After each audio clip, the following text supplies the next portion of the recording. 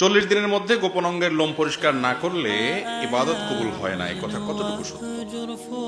এটা আমাদের সমাজে বহুল প্রচলিত একটি বিষয় যে যদি কেউ নাভির নিচের পশম, বগলের নিচের পশম, এই সমস্ত পশম যদি কেউ 40 দিনের বেশি পরিষ্কার না করে তাহলে ওই ব্যক্তির কোনো নামাজ কবুল হবে না, ইবাদত কবুল হবে না। আসলে কি তাই? এই ব্যাপারে একটি হাদিস সহিহ মুসলিমে বর্ণিত আছে।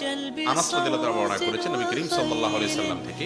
তিনি বলেছেন, ওয়াক্কিত লানা, আমাদের জন্য নাভির নিচের পশম ইত্যাদি এগুলো ফেলানোর সর্বশেষ সীমানা নির্ধারণ করে দেয়া হয়েছে 40 দিনকে। তার মানে উচিত তো হলো আগে আগে করা। সপ্তাহে 15 দিনে একবার আপনার হাতের নখ কাটবেন, গোপ ছোট করবেন, নাভির নিচের, বগলের নিচের লোম পশম করবেন, অবাঞ্ছিত লোম গুলো চেষে ফেলবেন। এই কাজগুলো আপনি করবেন। এগুলো মিন সুনানিল ফিতরাহ,